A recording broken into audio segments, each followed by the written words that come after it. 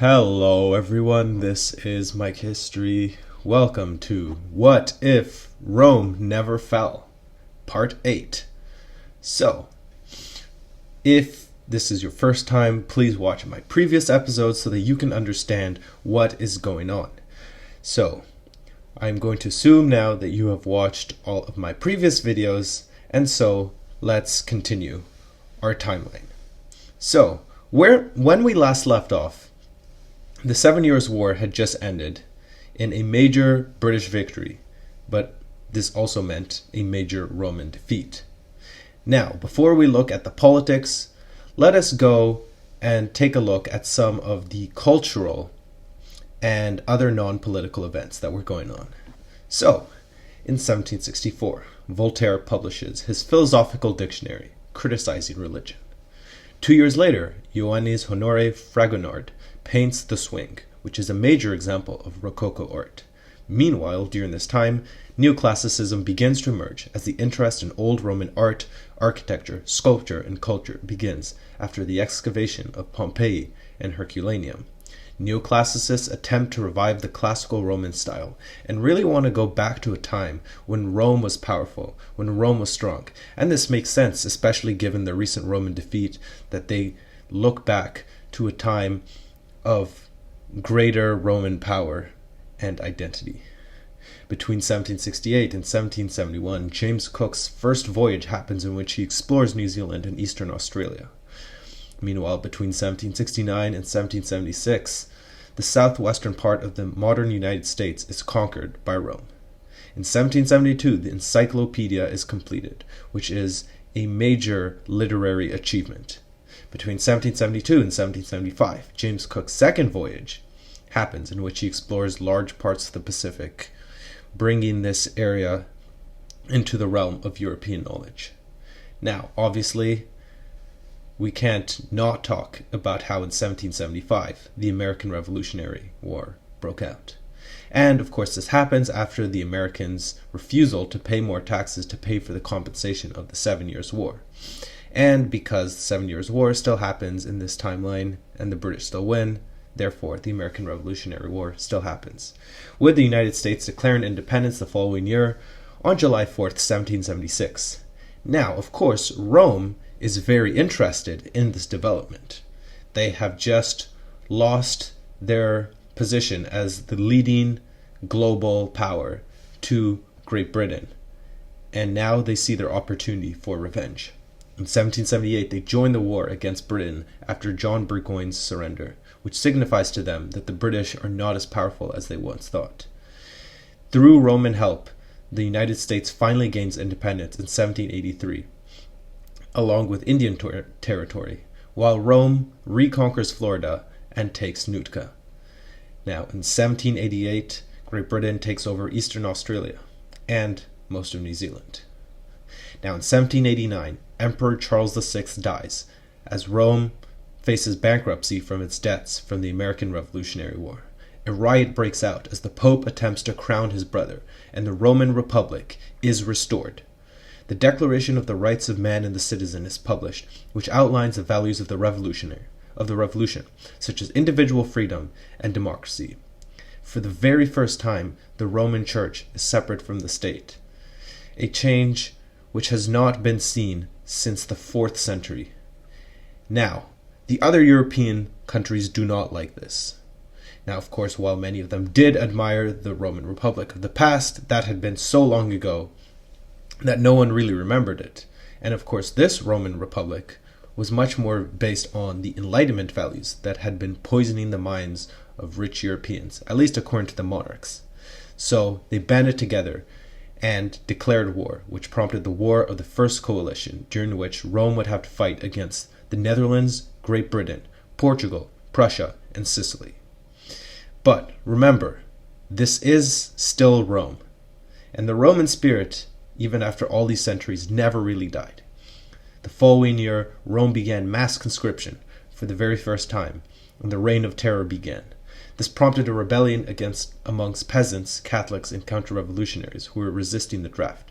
And eventually in 1791, the terror ends. But the war doesn't end, and the Romans go on the offensive. In 1792, the Netherlands is taken over by Rome and was replaced by the popular Batavian Republic, which becomes a Roman vassal. This frightens Prussia and it leaves the coalition. However, Great Britain seizes Dutch South Africa and Ceylon to keep it away from the Romans. Meanwhile, an attempt is made by royalists to overthrow the government, but this fails due to a certain Roman general called Napoleon firing artillery on the protester, and this results in the creation of the Directory. In 1793, the counter-revolutionary uprising is quelled, while Napoleon makes a daring invasion across the Rhine that results in the German borderlands being conquered, and Germany is finally Roman for the first time in many centuries. Now, that said, the Romans do attempt to invade Ireland, but they fail. In 1794, having defeated all their enemies except Britain, the War of the First Coalition ends, as a resounding Roman victory. It seems that the spirit of the Roman Republic has come back and is much more powerful than the decadent Roman Empire. In 1795, Nootka is lost. However, Hanover and Bavaria become Roman vassals, while Napoleon invades Egypt and the Ottoman Sultanate, prompting the War of the Second Coalition against Great Britain, Russia, Naples, and Portugal. Napoleon marches to Cairo and wins at the Battle of the Pyramids, only to have his fleet sunk by Horatio Nelson at the Battle of the Nile. Meanwhile, the Roman troops sent to help the Irish rebellion are defeated. And finally, a peasant rebellion in the Low Countries is put down. 1796, Rome is pushed out of most of Germany except the northwest, while Napoleon fails in his invasion of Syria and is pushed back by the British and Ottomans. Realizing he couldn't win, Napoleon sails back to Rome. While there, using his popularity, he starts a coup and becomes the Roman consul. It really seems like this man is destined to become the new Julius Caesar, a Roman hero who, while fighting for the Republic, hint hint, might end the Republic. Now, in 1797, under Napoleon's leadership, Rome reconquers its former vassals and establishes its power all over Europe. In 1798, Great Britain, now the United Kingdom, begins its blockade of Rome thanks to the superiority of its royal navy. This angers neutral Denmark and Russia, who want to continue trading with Rome, and they create the League of Armed Neutrality. But Horatio Nelson manages to enter Copenhagen and destroy the Danish fleet. Meanwhile, southwest Germany is annexed by Rome. In 1799, northeastern Germany is conquered, and the United Kingdom decides to make peace with Rome. But 1 year later, the War of the Third Coalition breaks out against the United Kingdom, Russia, Naples, Sicily, and Sweden. And during this time, the United States also conquers the Northwest Territory. In 1801, Napoleon becomes the emperor. But this time, he just goes by the Roman Emperor instead of the Holy Roman Emperor. And so, because of this, the days of the Holy Roman Empire truly come to an end. The following year, he plans to invade the United Kingdom, but he needs to achieve naval superiority. But his plans end in failure at Trafalgar when the Roman navy is crushed by the British. Despite this, Napoleon crushes the Russians at Austerlitz, and all of modern Germany comes under Roman control. In 1803, the War of the Third Coalition ends in another Roman victory, but mere months later, you can guess it, the War of the Fourth Coalition breaks out against Prussia, Russia, the United Kingdom, Sweden, and Sicily. Now, Prussia is invaded immediately, and in a lightning campaign, Napoleon crushes their entire army in just 19 days, reaching Berlin. He then continues by attacking the Russians. The Romans surely seem unstoppable. In 1804, the gunboat war breaks out between Denmark and the United Kingdom, resulting in the capture of the Danish fleet and British control over the North and Baltic seas. On land, Russia is defeated several times and then decisively at Friedland. Prussia and Naples become Roman vassals as Rome ends the War of the Fourth Coalition and creates the German Confederation. Russia switches sides to help the Romans, and this prompts the Anglo-Russian War. In 1805, Russia starts the Finnish War against Sweden, in which it invades Sweden, and Denmark takes advantage of this by declaring its own war against Sweden, assisted by Roman troops led by Bernadotte. Meanwhile, southern Germany is directly annexed into the Roman Empire. In 1806, northwest Germany is annexed, while the war with Sweden ends in a Russian victory and conquest of Finland.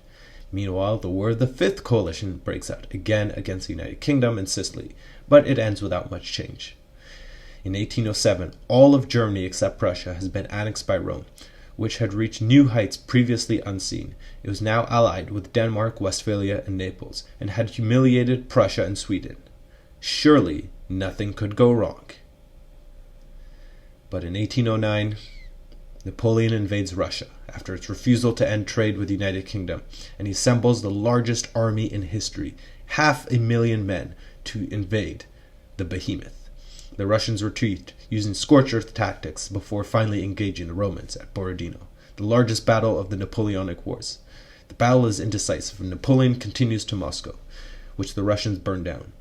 After realizing they wouldn't give up, Napoleon begins his disastrous retreat, and by the time he leaves the country, only 80,000 of his men are in fighting condition.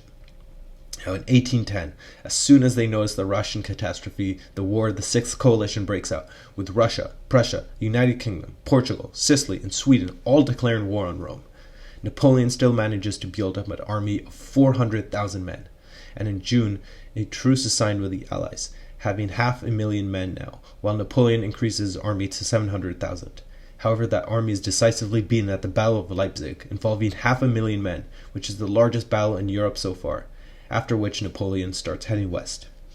In 1812, as the Allies advance, Napoleon makes some desperate last moves, and in the 6 days campaign wins some victories, but eventually loses as the Allies march into Rome.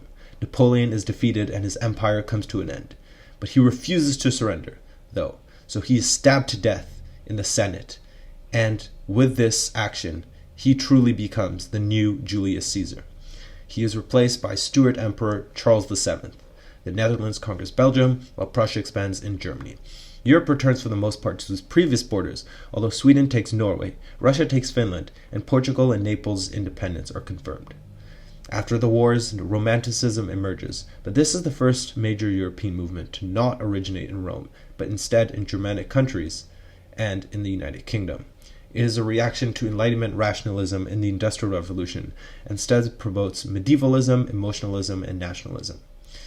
Sadly for the Romans, British global hegemony is confirmed, and it replaces Rome for good as the major power in the world. So, what will happen next? What is the future of Rome? What of the Republic? What of the Empire? Are things ever going to be the same? Well, we will find that out next time. So don't forget to like, subscribe, and share. And I will see you guys next time.